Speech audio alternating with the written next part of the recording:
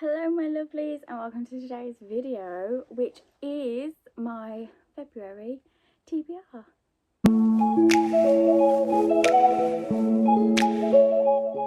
I never thought I would be that cute girl because horror and dark academia is still very much a thing that is dear to my heart. However, we have a slight issue because it seems that watching Yellowstone on Netflix and also finding that wild firefighter like romance trilogy on Kindle Unlimited has sparked something in my brain.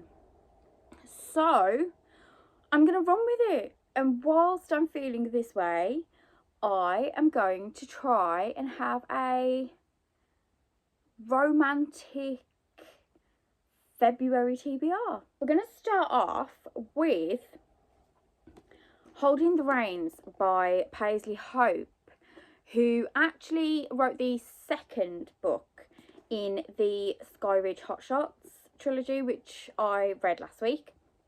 Really enjoyed her writing, and not that I didn't enjoy Sloane St. James' writing, but Paisley Hope was just the first one that sort of popped up, and it was like cowboy. So it does say, if you're a fan of Elsie Silver, then you'll love this. So this says, Cece Ashby is looking for a fresh start after escaping the toxic relationship that has consumed her adult life. Unsure of what the future holds, she returns to the small town of Laurel Creek and her family's ranch. Nash Carter is the recently retired hockey superstar of the Dallas Stars, Laurel Creek's hometown hero and notorious bachelor. He may look good in a cowboy hat, but he is also Cece's brother's best friend and therefore off limits. When Cece reappears in her hometown in need of a job, Nash knows he has to have her, and not entirely for business. As just one night turns into many, Nash learns that where Cece Ashby is concerned, his typical rules don't apply. Now he has to figure out if he can push his past trauma aside to live the life he never dared dream of. So we have a little bit... I did panic then. I really thought that it was going to turn out to be some sort of sports romance, and I thought, like... I thought I'd been fooled. However, we've got all the tropes I like. We have all the tropes I like. So, small town romance. He has past trauma. It's brother's best friend, so it's like forbidden romance. I feel like this is going to be a huge hit for me, and I'm probably going to keep saying this about all of them because, yeah, they usually are. My next one is the Baby Dragon Cafe, which I mentioned in my haul, I think. So I'm not going to go into too much detail about what this is.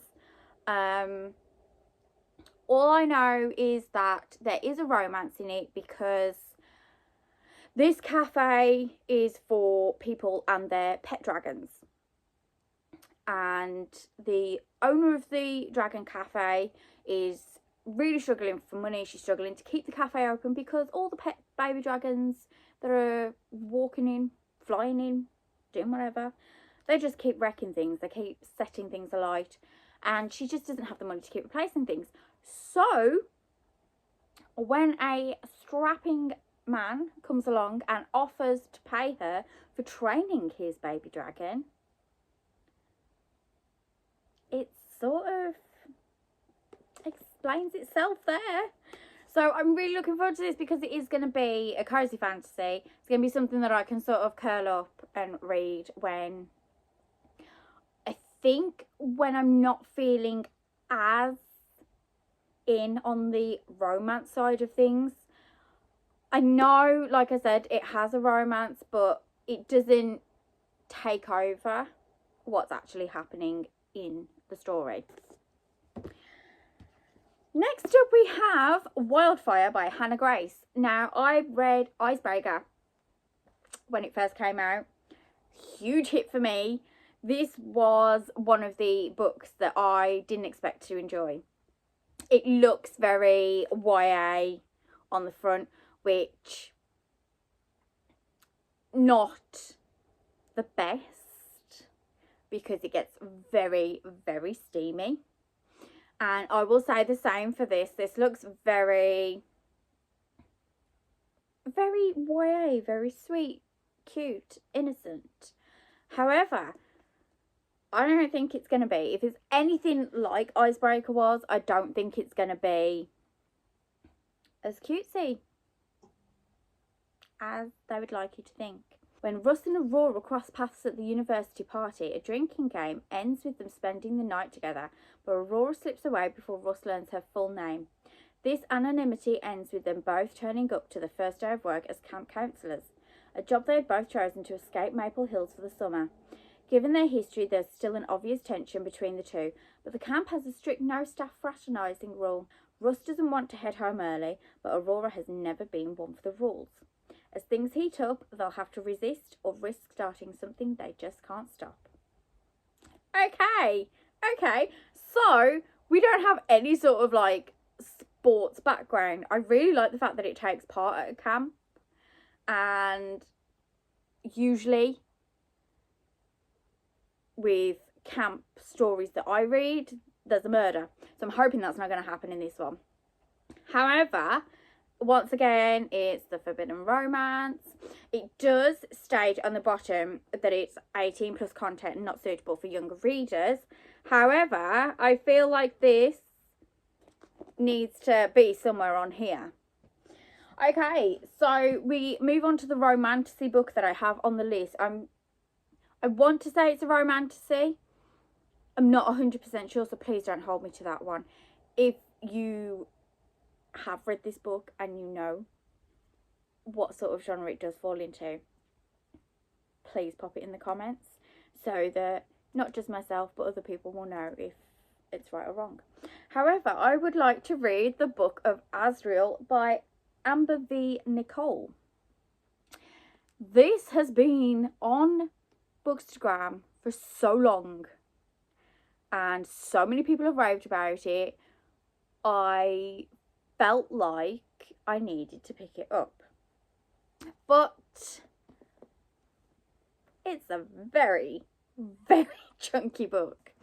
This might be one that I dip in and out of unless it's a just keep going, can't put it down. So many centuries ago, desperate to save her dying sister, Diana made a deal with Caden, a monster far worse than any nightmare. Locked in servitude to him, she is forced to hunt down an ancient relic held by her most dangerous enemies, an army led by Samkiel, the World Ender. After the gods' war, Samkiel hid from everything, denying his crown and deserting his people.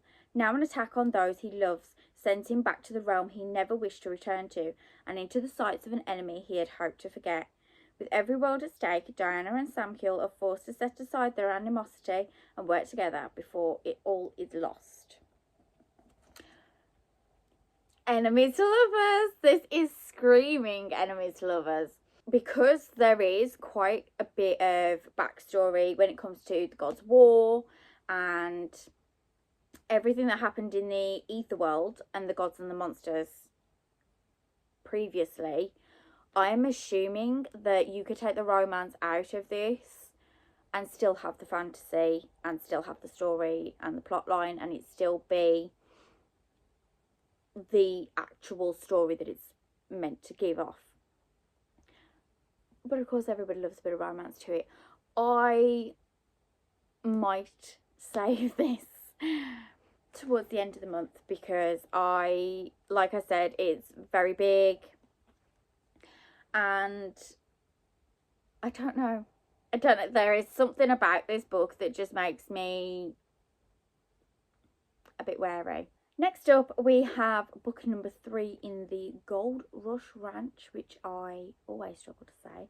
And that is The Front Runner by Elsie Silver. The first one is Off to the Races. And then a photo finish, I believe, is the second one. So again, this is cowboy romance, but at the same time I feel like you could sort of class the racing as a bit of a sport. Who knows, maybe we could have a crossover there. This says Stefan Dalka is infuriatingly handsome and annoyingly persistent.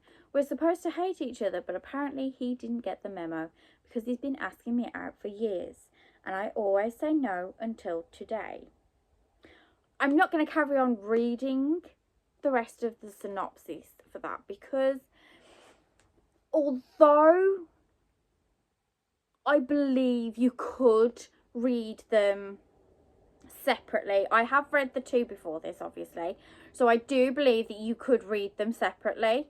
However, the characters are connected and they're interlocked, and you find out why Stefan and Mira are supposed to hate each other. I don't think you would get that by not reading the other two books.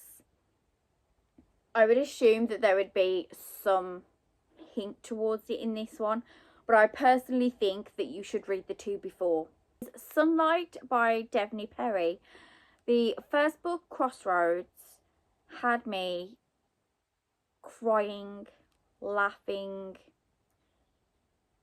hurting because there was so much in it that I just didn't realise that deep down I was feeling.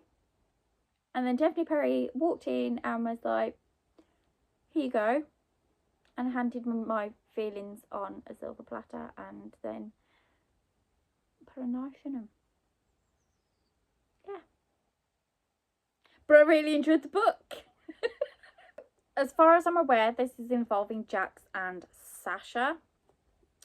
Again, I don't really want to read too much off the back because I don't want to give anything away from the first one. It is connected by characters. Things happened in the first book which I believe this is the aftermath. So I would like to tell you to read Crossroads first, then come to this one. Devney Perry is going to be an author who I think I'm just going to really enjoy everything they write. I do like the fact that at the beginning of the book you have a collection of the other titles that Devney Perry has written, and I know for a fact that I plan on reading the Calamity Montana series because I just got all of the books on Everand or Script, if you can remember that one. But they are all on there, and I will be listening to the audio books, and again, if I enjoy it, I will be buying them as little souvenirs to go on what is becoming a really, really packed romance shelf, which I never thought I would be able to say. Next is My Dark Romeo. I picked up My Dark Desire, realised that it was not the first, or it wasn't the first book written in whatever this sort of series is, and I didn't know whether it was possible to read it as a standalone or if you needed to read My Dark Romeo beforehand. So I thought I would pick this one up first anyway, just in case. So it just says, some Romeos deserve to die. It was supposed to be a harmless kiss at a lavish debutante ball, a clandestine moment with a handsome stranger. But unlike his namesake, my Romeo isn't driven by love, he's fueled by revenge. To him, I'm a chess piece, leverage his rival's betrothed. To me, he is a man deserving of poison, a dark prince I refuse to marry. He thinks I'll accept my fate, well, I plan to rewrite it. And in my story, Juliet doesn't die, but Romeo, he perishes. So maybe I'll like that a little bit more than I expect to. Then the final of the physical books is what I believe is the again, these are just new series that I just keep picking up. Consider Me by Becca Mack. I bought the entire series. Whatever series this is, I bought it. I hadn't heard of Becca Mack. I bought them, and then when I got back and I went on Bookstagram, it seemed to all of a sudden be everywhere. The only thing is, the front cover looks very Montana-like, very mountain-esque type thing. You would expect a cowboy romance, something like that. However, when I did read the back, it is an NHL player, which I'm assuming is an American sports. So the back says, for a shot at love, he'll do whatever it takes. Carter Beckett is the NHL's best player both on and off the ice. His career is at its peak, his team is performing better than ever, and there's no shortage of women to spend the night with. What more could he want? Olivia Parker isn't new to the professional hockey players, thanks to her best friend's boyfriend, but she has no interest in dating one herself, no matter how hot he is. And anyway, she loves working as a teacher and hanging out with her best friend drama-free. Why would she want to spend her time stroking the ego of an arrogant athlete? But once Carter meets Olivia, he can't think of anyone else. Too bad for him. Olivia is hell-bent on keeping him at arm's length with no intention of giving in to his charms. Perhaps it's time for Carter to give up his game. After all, nobody ever said he had to play fair. Sparks or flyers, Carter does whatever it takes for Olivia to consider him. I am sold. So NHL, I'm guessing, is the National Hockey League. So I'm guessing it's ice hockey, which works for me. It's fine. You just know from reading the back that it's like, why would she want to spend her time stroking the ego of an arrogant athlete? She's gonna love him. He might be arrogant, but she's gonna find the sweet side of him. She's gonna love him by the end of this. I just know it, and that makes me excited. My final book that I would like to read this month is Honor, which I have been reading on the Kindle, and it is the third book in the Skyridge Hot Shots. I can't give too much information on the third book because it will give away everything that happened in the first two books, but all I'm going to say is that the characters in this one are the ones that I have been invested in right from the beginning. So that is my TBR for February. When I say TBR, I always mean like a loose one, because I do tend to just go off the beaten track and very rarely stick to a TBR. But I feel like this month, that stack of books is going to keep me on the straight and narrow, so to speak, because some of these books I think are going to be saucy. That's not keeping me on the straight and narrow, but yeah, this is my stack. I'll see how much I get through in the space of February. I actually feel quite hopeful.